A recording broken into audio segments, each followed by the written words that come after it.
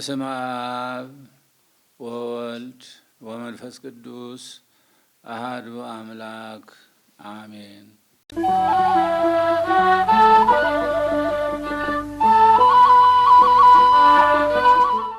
በደቡብ ኢትዮጵያ ክልል በጋሞ ዞን በደረሰው የተፈጥሮ አደጋ ምክንያት ከኢትዮጵያ ኦርቶዶክስ ተዋሕዶ ቤተክርስቲያን ቋሚ ሲኖዶስ የተሰጠ የሐዘን መግለጫ መጋቢት 2 ቀን 2018 ዓ.ም በጋሞ ዞን 3 ወረዳዎች በደረሰ የመሬት መንሸራተት እና የጎርፍ አደጋ ምክንያት ሕይወታቸውን ያጡ ወገኖቻችንን ዜና ሞት የሰማነው በጥልቅ ሐዘን ነው።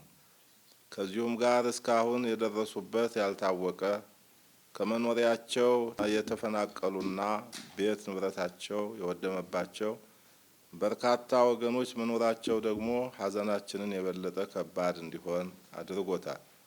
በዚህ እጅግ አስደንጋጭና ልብ የሚሰብር ድንገተኛ የተፈጥሮ አደጋ ምክንያት የደረሰው የወገኖቻችን ህልፈትም እኛን ኢትዮጵያውያኑን ብቻ ሳይሆን ክቡር ለሆነው የሰው ልጅ ሕይወት ክብር ያለውን ፍጥረተሰብ ሁሉ በእጅጉ አሳዝኗል።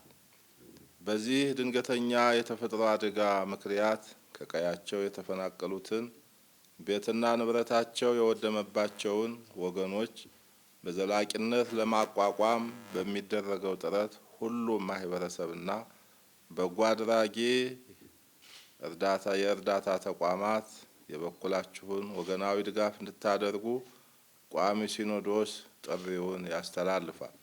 በመጨረሻም ሕይወተ ሙታን ተስፋ ቅቡጻን የሆነው አምላካችን እግዚአብሔር በደረሰው ድንገተኛ አደጋ ሕይወታቸውን ላጡት ወገኖቻችን እረፍተ ነፍስን እንዲሰጥልን ለቅርብ ቤተሰቦቻቸውና ለመላው የሀገራችን ሕዝብ መጽናናትን እንዲያድልልን ዘወትር እንጸልያለን።